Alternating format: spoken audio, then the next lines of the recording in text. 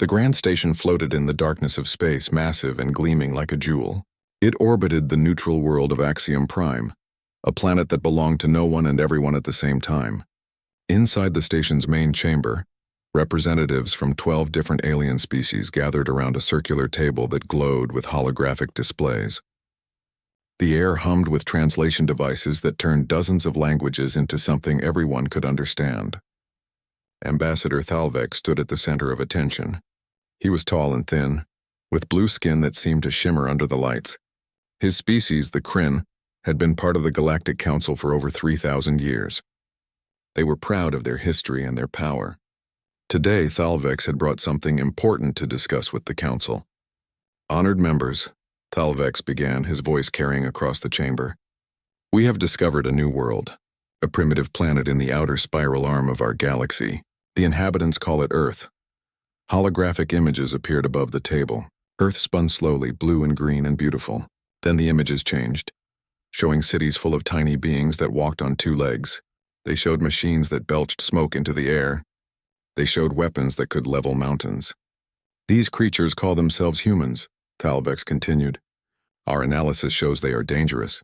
In the past century alone, they have fought 2 massive wars that killed millions of their own kind. They split the atom not for energy, but for bombs. They reached their moon not through peaceful exploration, but through military competition between rival nations. Another council member, a being covered in silver fur, leaned forward. How advanced are they technologically? Barely capable of leaving their own atmosphere, Thalvex replied. They use chemical rockets that are inefficient and dangerous. They have not discovered faster than light travel. They do not have energy shields or plasma weapons. By our standards, they are children playing with fire. Then why bring this to the council? Asked Zenvia, the representative from the Luminar. She looked almost human herself except for her golden eyes that seemed to glow with their own light.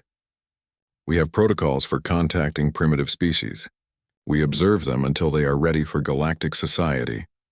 Thalvex's expression hardened. Because they are advancing too quickly.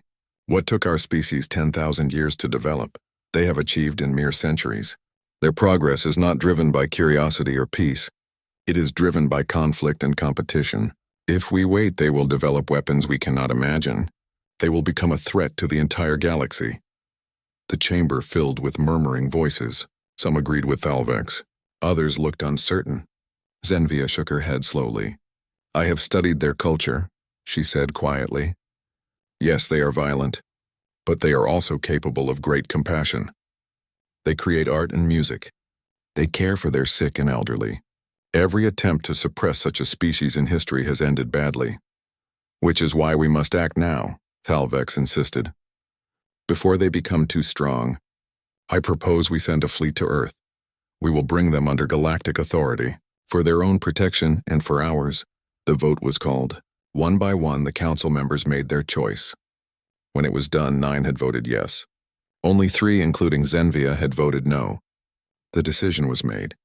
Earth would be conquered. Far from the council station near the giant planet Jupiter, something moved through the darkness. The UES Teguk was humanity's pride and joy.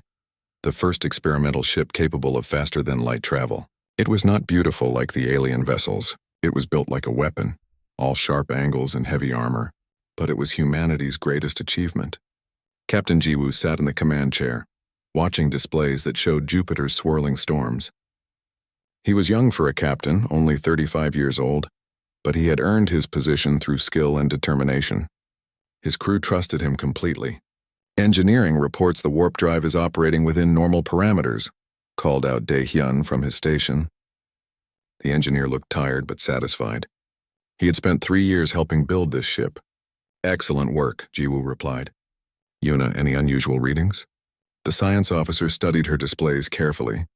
Yuna was the smartest person Jiwoo had ever met, able to understand complex physics like other people understood breathing. Right now, her face showed confusion. Captain, I'm detecting energy signatures.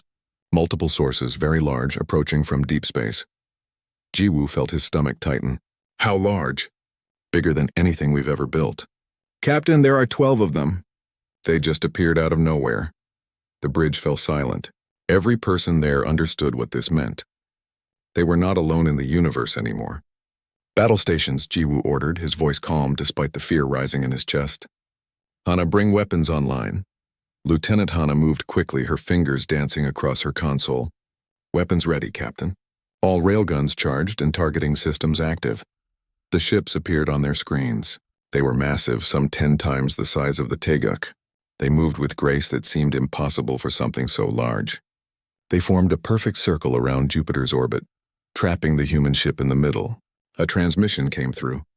The face that appeared on the main screen was blue and alien, but the expression was clear enough. Contempt. The being spoke, and computers translated the words into Korean, then English, then dozens of other human languages. Primitive species of Earth, I am Ambassador Thalvex of the Galactic Council. Your world has been evaluated and found lacking. You are hereby commanded to submit to galactic authority. Your governments will surrender. Your weapons will be destroyed. Your people will be educated in proper civilization. Resistance means extinction. You have 1 hour to comply. The transmission ended. Every person on the bridge stared at the screen in shock. Then slowly they turned to look at their captain. Jiwoo thought about everything humanity had achieved. The struggles and sacrifices. The wars and the peace that followed. The countless generations who had fought and died so their children could live free. He thought about every person on Earth who had never asked permission to exist, who had never bowed to anyone. He opened a communication channel back to the alien fleet. When he spoke, his voice was steady and clear. This is Captain Jiwoo of the United Earth ship Taeguk. I speak for humanity. We have heard your demands. Here is our answer. He paused, making sure every word was understood. We kneel to no one. He closed the channel and looked at his crew. If they want Earth, they'll have to go through us first. Hana smiled grimly. Where do you want me to shoot first, Captain? Target the ship that did the talking, Jiwoo replied. Let's teach them what happens when you threaten humanity. War Master Vector could not believe what he had just heard. In his 300 years of service to the Galactic Council, no primitive species had ever refused their demands. Not one. They always surrendered quickly, understanding that resistance was pointless. But this tiny ship, this crude vessel made of metal and desperation, had dared to say no. Destroy them. Vector ordered simply. Make it quick. We have a planet to conquer. His weapons officer hesitated. War Master, regulations require we give them the full hour to reconsider. They have reconsidered, Vector snapped. They chose death. Fire when ready. The Kryn destroyer moved forward, its energy weapons charging with a sound like thunder. The weapon ports glowed bright blue, ready to turn the human ship into dust. But before the destroyer could fire, something impossible happened. The Taeguk fired first. The plasma railgun discharged with tremendous force, sending a projectile at nearly the speed of light. The destroyer's shields activated automatically, designed to deflect energy weapons and slow-moving missiles. But the shields were not designed for kinetic weapons traveling at relativistic speeds. The projectile passed through the shield like it was not even there. The destroyer exploded in a ball of fire and metal. Pieces of the ship scattered across space, glowing red-hot from the impact. Vector stared at his screen in shock. What just happened? The primitive vessel destroyed the destroyer. His sensor officer replied, voice shaking. Their weapon was not energy-based. It was a physical projectile moving at extreme velocity. Our shields were not calibrated for that type of attack. Impossible. Recalibrate all shields immediately. All ships spread out and return fire. But Jiwoo had no intention of waiting for them to adjust. Daehyun, give me everything the reactor has. Hana, target the next closest ship. Yuna, plot us a course into Jupiter's upper atmosphere. Captain, that's insane, Yuna protested. The radiation will damage our systems. It will damage theirs more, Jiwoo replied. They've been flying in clean space for thousands of years. Their ships are built for comfort and efficiency. Ours was built for war. Do it. The Taeguk dove toward Jupiter, moving faster than the alien ships expected. More railgun rounds fired, each one aimed with precision at vulnerable points Hana identified in the alien ship designs. Their ships were beautiful, symmetrical, elegant. But that symmetry made them predictable to someone who understood military engineering. Another alien ship took damage, its propulsion system exploding. A third lost its weapon arrays. The remaining ships spread out, trying to surround the human vessel. But Jiwoo was always one step ahead. He used Jupiter's gravity to slingshot around the planet, appearing where they did not expect him. They fight without honor. Vector snarled, watching the battle unfold. They hide in radiation. They strike and run. They refuse to face us directly. His tactical officer looked grim. Warmaster, they are using guerrilla tactics. Historical records show such methods were common among primitive species before they achieved galactic unity. We have no experience countering them. Then learn quickly. We cannot let one primitive ship defeat a council fleet. But the battle was already turning against them. The alien ships were larger and more powerful, but they were designed for policing a peaceful galaxy. The Teguk was designed by a species that had spent its entire history fighting. Every system on the ship had backup systems. Every weapon was placed for maximum efficiency. Every maneuver Jiwoo ordered was calculated to maximize damage while minimizing risk. Earth's defense network suddenly came online. Satellites that had been orbiting quietly, monitoring asteroids and space debris, now turned their weapons toward the alien fleet. Nuclear missiles launched from hidden bases on Earth's moon, each one carrying warheads powerful enough to crack mountains. The missiles were primitive by galactic standards, but they were fast and there were hundreds of them. The alien fleet found itself fighting on two fronts, defending against both the nimble Teguk and the swarm of nuclear weapons approaching from Earth. Retreat, Vector finally ordered, his pride shattered. Fall back to minimum safe distance. We need reinforcements. 4 of his 12 ships were destroyed or crippled. 4 more had taken significant damage, against one primitive vessel and some basic planetary defenses. The shame burned in his chest like fire. As his fleet limped away from Earth's solar system, Vector composed a message to the Galactic Council. His hands shook with rage as he recorded it. The humans are more dangerous than anticipated. They do not fight with honor or logic. They take risks that should be impossible. They sacrifice their own safety without hesitation, and they refuse to surrender even when facing certain death. He paused, gathering himself. Send the full armada. Every available ship. We cannot allow this species to exist. If they develop further, they will threaten the entire galaxy. Back on Earth, alarms were ringing in military command centers across every nation. Admiral Minsu stood in the United Earth Defense Council chamber, watching feeds from the battle near Jupiter. She was 60 years old and had spent her entire life in the military. She had trained for alien contact but never expected it to come like this. Status report, she demanded. The Teguk survived the engagement, an officer replied. Captain Jiwoo reports 4 enemy ships destroyed, 4 more damaged. He's requesting permission to pursue. Denied, Minsu said firmly.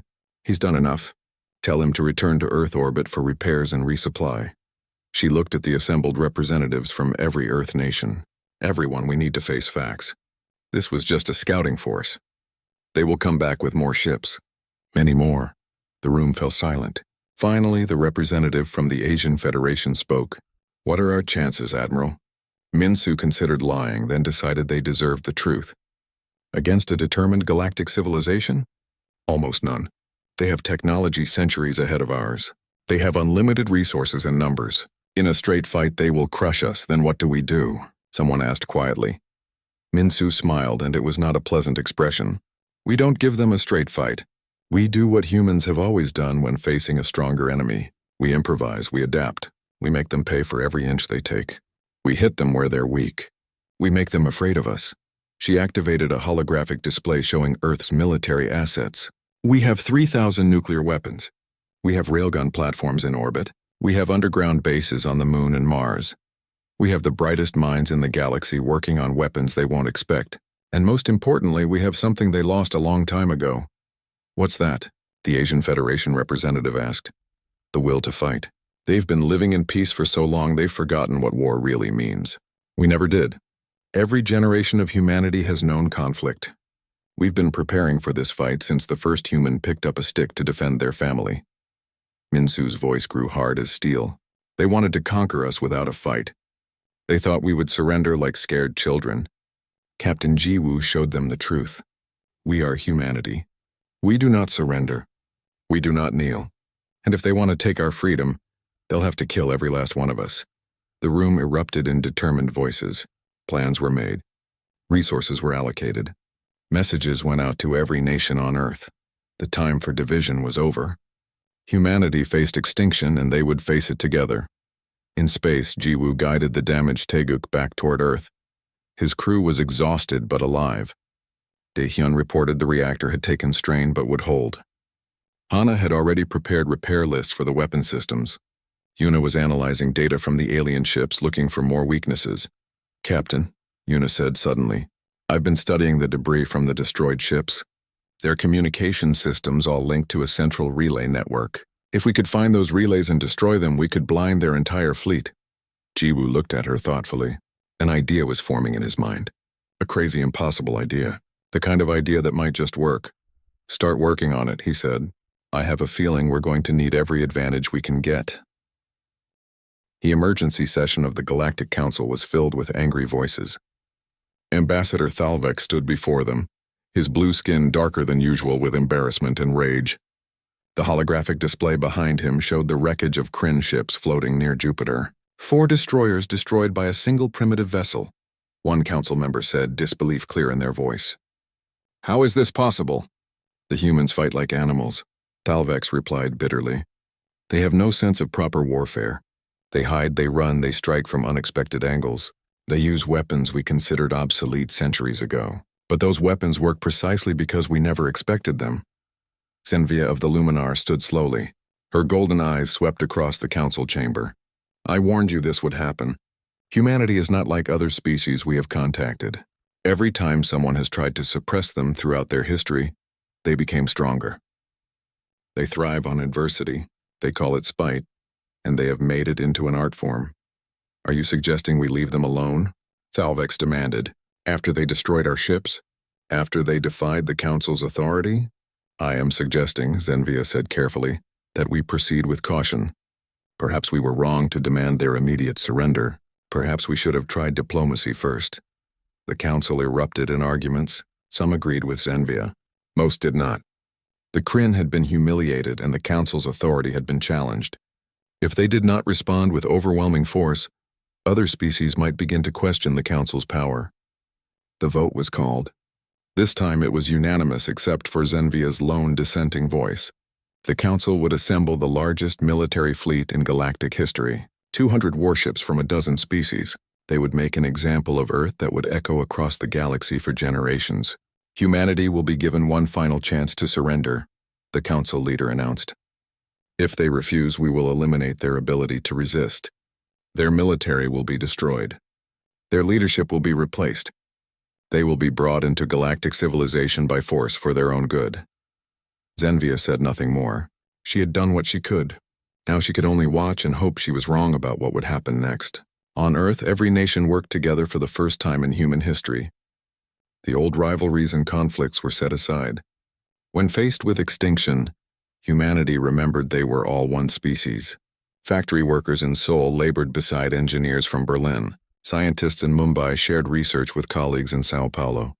The entire planet became one massive military base. Chief Engineer Bora directed the conversion of civilian spacecraft into weapons platforms. Cargo ships had railguns welded to their hulls.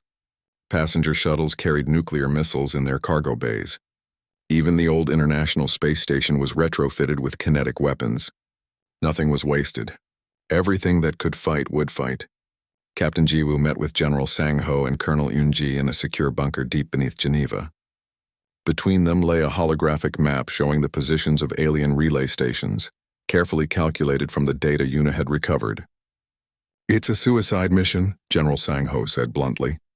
The old soldier had fought in 3 wars before humanity reached the stars. His face was weathered, his eyes hard. "Even if you reach the first relay station, the entire galactic fleet will hunt you down." "Probably," Jiwoo agreed. "But if we destroy their communication network, their 200 ships become 200 independent vessels. They won't be able to coordinate attacks. They won't be able to call for reinforcements. We turn their advantage in numbers into a disadvantage." Colonel Yoon-ji studied the map carefully. She was younger than Sang-ho, but just as experienced. "How many ships do you need?" 20 should be enough, Jiwoo replied. "Small, fast vessels with experimental warp drives. We jump in, destroy the relay, jump out before they can respond. Hit 5 or 6 stations before they figure out what we're doing." "And when they do figure it out?" Yoon-ji asked. Jiwoo met her eyes steadily. "Then we buy Earth time with our lives. Every minute they spend chasing us is a minute Earth has to prepare." Sang-ho nodded slowly. I'll authorize the mission. You'll have your 20 ships and your pick of crews. But Jiwoo, listen to me. Your job is not to die gloriously. Your job is to succeed and come home.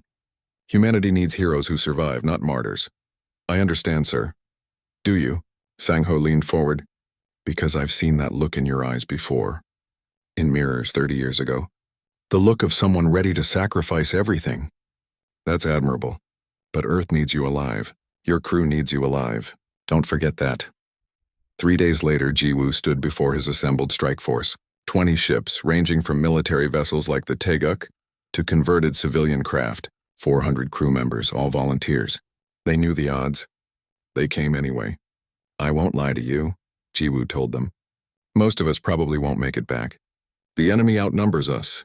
They have better technology. They control more of the galaxy than we can imagine. By every logical calculation, we should lose. He paused, looking at each face in turn. But we're not here because of logic. We're here because someone decided they could take our freedom without asking. Someone thought we would surrender just because they said so. Someone forgot that humanity has never, in all our history, accepted conquest quietly.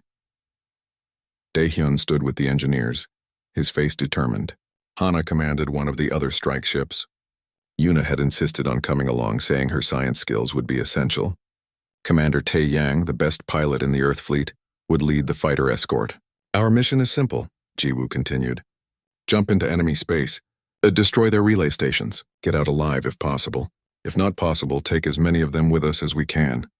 Every relay we destroy makes Earth safer. Every minute they chase us is a minute Earth has to strengthen its defenses. He straightened his shoulders.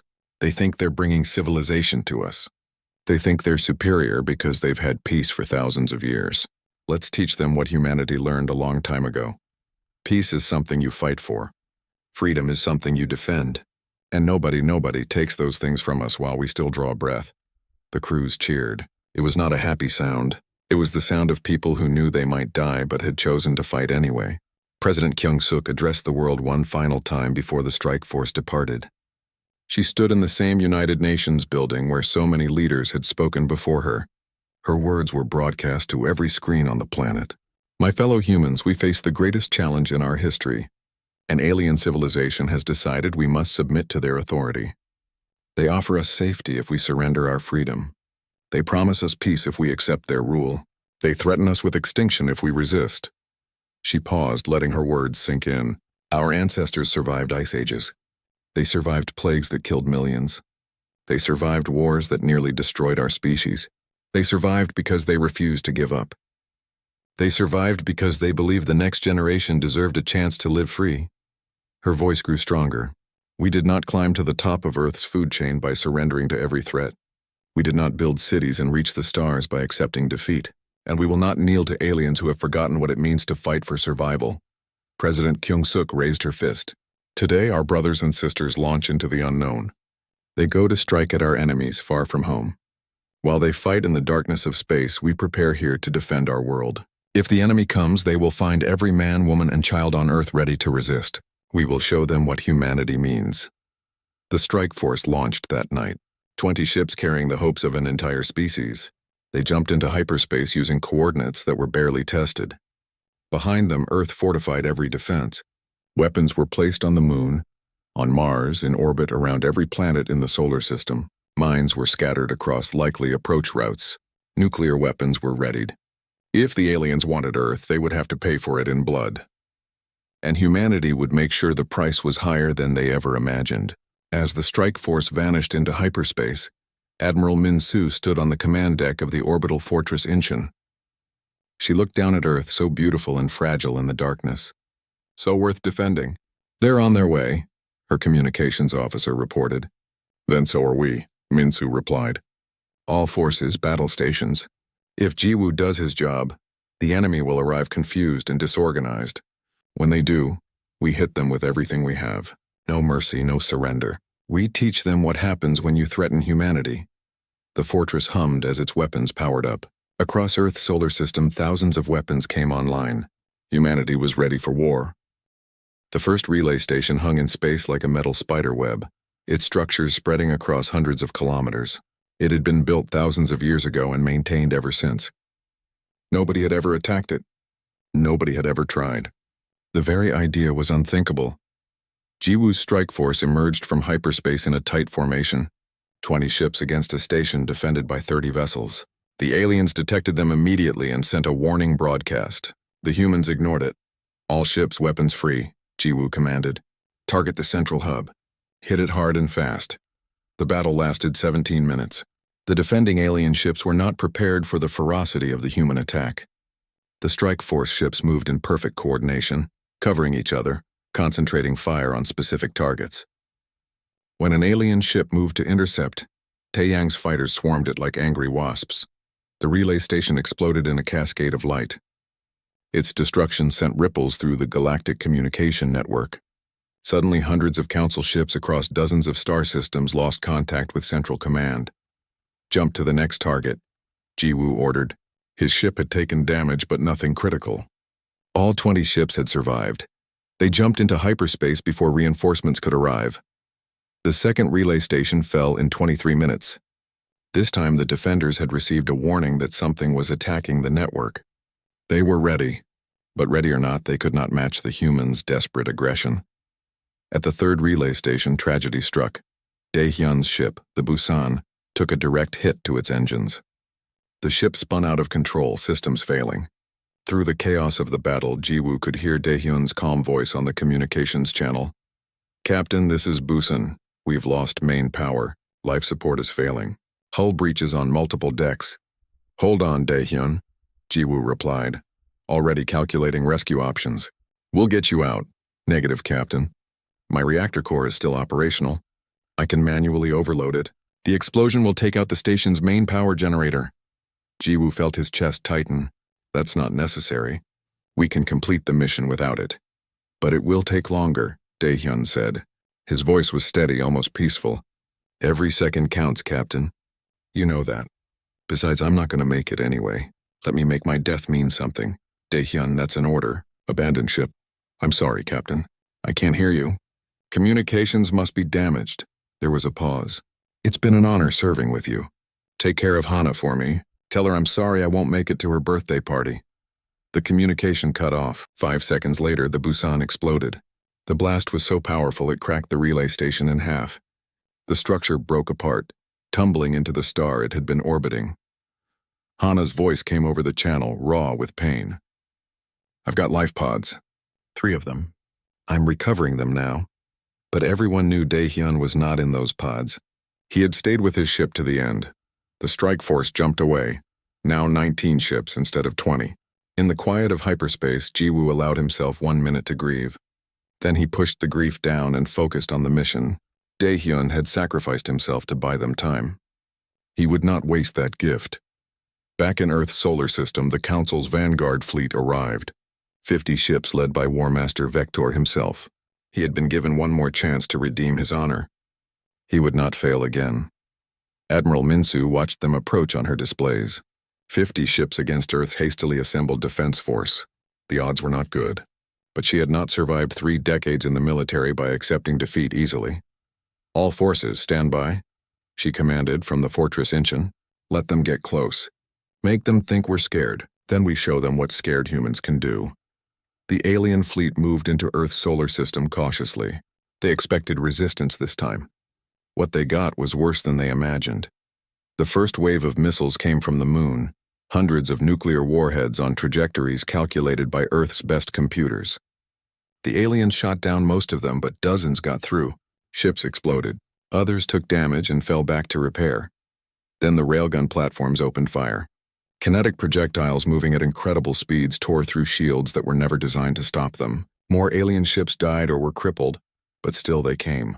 50 ships was too many. The aliens adapted quickly, adjusting their shields and tactics. They began systematically destroying Earth's defenses. One by one, the railgun platforms went dark. Missile bases on the moon were targeted and destroyed.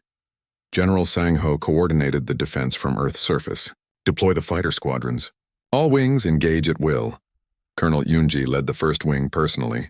Her fighter was small and fragile compared to the alien warships, but it was fast. She and her pilots flew like demons, striking at vulnerable points, drawing fire away from larger Earth vessels. 3 fighters were lost in the first pass, 6 more on the second. but they were doing damage, forcing the aliens to dedicate resources to defending against them. The battle raged for hours. Space around Earth filled with debris and fire. Ships on both sides died. The aliens pushed forward relentlessly. Earth's defenders fought with the fury of the cornered and desperate. Then something unexpected happened. A transmission came through on a secure frequency, one the aliens did not know Earth had access to. Zenvia's face appeared on the screen, her golden eyes filled with determination and fear. Admiral Min-Su, I know you can hear this. My name is Zenvia. I am a member of the Galactic Council, and I am committing treason by contacting you. Min-Su gestured for silence on her command deck. Everyone listened. I cannot stand by and watch genocide, Zenvia continued. The Council is wrong. This invasion is wrong. I am transmitting tactical data. Shield frequencies, weapon recharge rates, command vessel identification. Use it well. The transmission ended. Data flooded into Earth systems. Yuna, working from a backup science station on Earth, immediately began analyzing it. Admiral, this is incredible, Yuna reported.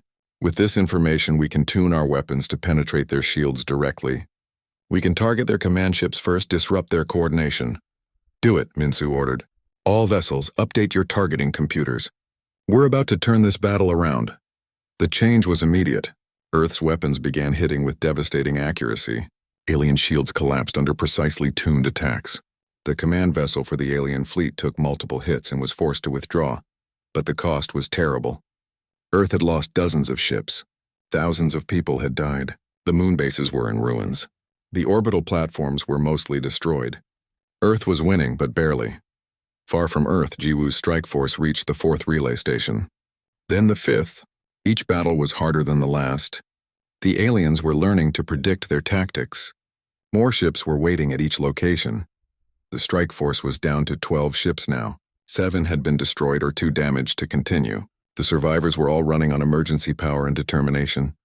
One more station, Yuna reported, her voice tired. The main command hub. It's the central node for the entire network. If we destroy it, we don't just blind them. We shut down their automated defense systems across half the galaxy. How heavily defended? Jiwoo asked. Very. At least 100 ships. The command deck fell silent. 12 human ships against 100 alien vessels. It was impossible. Hana spoke up from her ship. If we don't do this, Earth falls. Everything Daehyun and the others died for means nothing. Taeyang added his voice. I can get us in. I know their patrol patterns now. If we time it right, we can reach the station before they fully respond. Jiwoo made his decision. All ships, this is our final mission. We're going in. If you want to turn back, I understand. No one will think less of you. Not a single ship turned back. Then let's end this, Jiwoo said. For Earth, for humanity. For everyone who died believing we could win. The strike force jumped into hyperspace one last time, heading for the heart of the Council's power. Behind them, the battle for Earth reached its peak. Ahead of them, almost certain death waited. But they were human. They did not surrender. They did not retreat. They went forward into the darkness because that was what humans did. They fought. The command hub was enormous, a structure the size of a small moon. It floated in space surrounded by defensive stations and patrol ships. Energy shields covered every surface. Weapon platforms tracked anything that moved within 100,000 kilometers. It had never been attacked in 5,000 years of operation. Jiwoo's 12 ships emerged from hyperspace in a scattered formation, deliberately split up to confuse the defenders. Immediately, alarms blared across the entire hub. 100 alien ships began moving to intercept. Taeyang, you're up, Jiwoo ordered. Get us an opening. The pilot's voice came back confident despite the fear they all felt. Watch and learn, Captain. Taeyang's ship dove toward the station at an angle that made no sense tactically. 30 alien ships moved to intercept, leaving their assigned positions, exactly as he planned. The moment they committed to the chase, Taeyang pulled a maneuver that should have torn his ship apart. He curved around a defensive platform, using its own weapons range as cover, and came out behind his pursuers. Now, he shouted.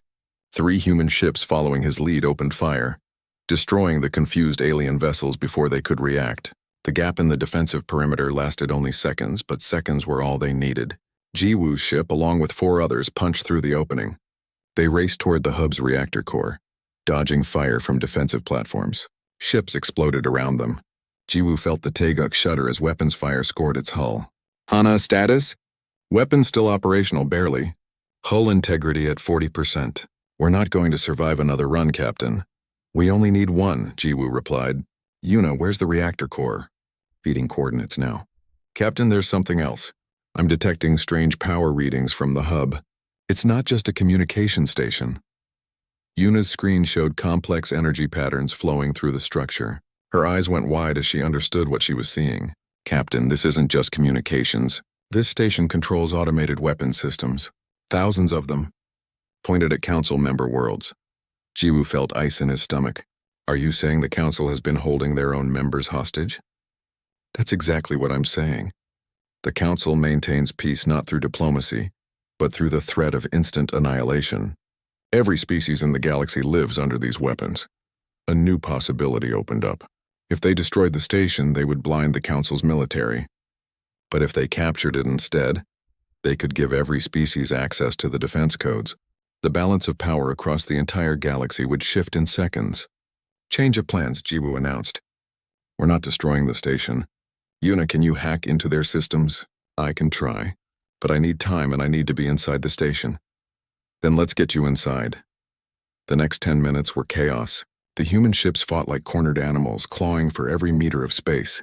2 more ships were destroyed. The survivors were all damaged, systems failing, running on backup power and sheer determination. But they reached the station's docking port. Jiwoo, Hana, and Yuna boarded with a small team of Marines. They fought through automated defenses and reached the central control room. Yuna's fingers flew across alien computer systems. This is incredible. The entire galactic defense network runs through here. I can access everything. Every weapon system. Every shield generator. Every automated response protocol. Can you broadcast it? Jiwoo asked while returning fire at security drones trying to stop them. Broadcast what? Everything. Every code. Every access key. Give it to every species in the galaxy.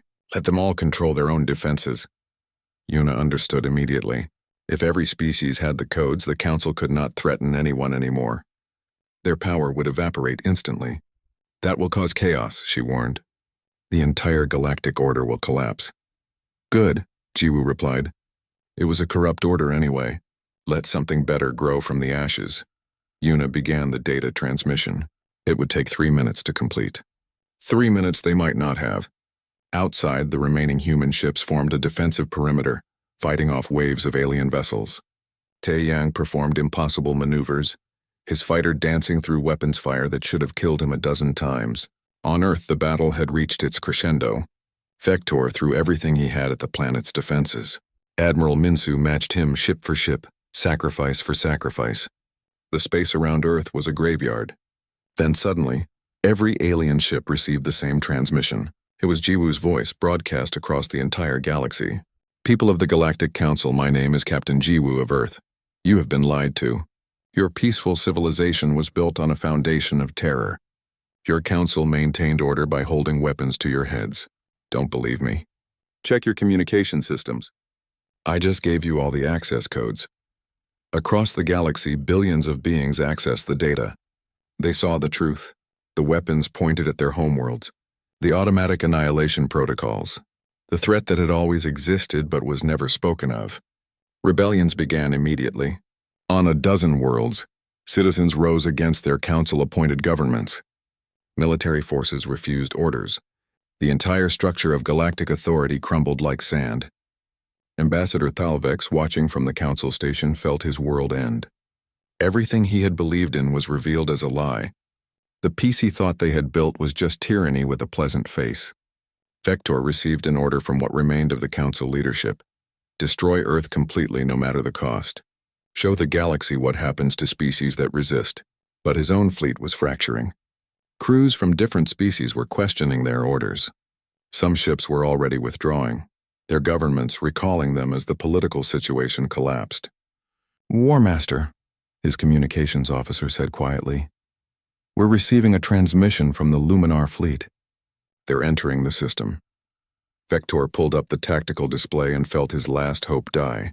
Zenvia's people, the Luminar, had arrived with their entire military fleet. They had not fielded warships in over 2,000 years. but their technology was still advanced. And they were not alone. 3 other species who had rebelled against the Council arrived with them. "This is Zenvia," her voice came through. "Vector, order your ships to stand down. The Council's authority is broken. This war is over." "Never," Vector shouted. "We will restore order. We will crush the humans." "Then you will die," Zenvia replied sadly. The Luminar fleet engaged. The battle lasted less than an hour. Vector's remaining ships were destroyed or forced to surrender. The War Master's flagship, the Dominion, took heavy damage and lost all power. Admiral Minsu could have destroyed the helpless ship. Instead, she opened a communication channel. "War Master Vector, this is Admiral Minsu of Earth. Your ship is disabled. Surrender and your crew will be treated with respect." Vector stared at the screen, seeing a human for the first time as something other than a primitive being. This elderly woman had just defeated him and now offered mercy. "Why?" he asked. "Why spare us?" "Because we fight for survival, not for genocide," Minsu replied. "We defended ourselves. We destroyed your ability to threaten us. That's enough. Remember this moment when you rebuild. Remember that humanity could have killed you but chose not to. Maybe that will teach you something about who the real primitives are." The war ended that day. Jiwoo's battered strike force limped home, only 5 ships remaining. Earth mourned Daehyun and the thousands who had died defending their world. But they had survived. 6 months later, representatives from every species in the galaxy gathered for the first meeting of the new Galactic Assembly. They met not in the old Council Station, but in Earth orbit. Every species attended as equals. No one threatened. No one dominated. President Kyung-suk stood before them, representing humanity for the first time on the galactic stage. "The old Council tried to conquer us because we were different," she said. "They believed their way was the only way. Their peace was maintained through fear. We fought back not just for ourselves, but for every species that might come after us. For every world that deserved freedom instead of subjugation." She looked around the assembly. "This galaxy has room for all of us. Room for different cultures, different values, different ways of living. But only if we stand as partners, not as masters and subjects. Only if we respect each other's right to exist. That is the lesson Earth offers. Learn it well." Zenvia, who had sacrificed her position and nearly her life to help humanity, proposed Earth's admission to the assembly. The vote was unanimous. The galaxy had changed forever. The peaceful species learned they must maintain the capacity for defense. The aggressive ones learned that conquest was no longer possible.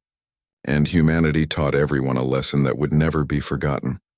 Never underestimate a species that turns survival into an art form. Never threaten a species that refuses to kneel. Never attack a people who will burn the cosmos down before accepting chains. Admiral Jiwoo, promoted after the war, took command of the new joint Earth Luminar exploration fleet. His mission was to travel beyond known space, to find new worlds and ensure no species ever faced conquest alone. On the bridge of the newly built Taegukta II, Hana served as his second-in-command. Yuna led the science division. Taeyang commanded the fighter wings.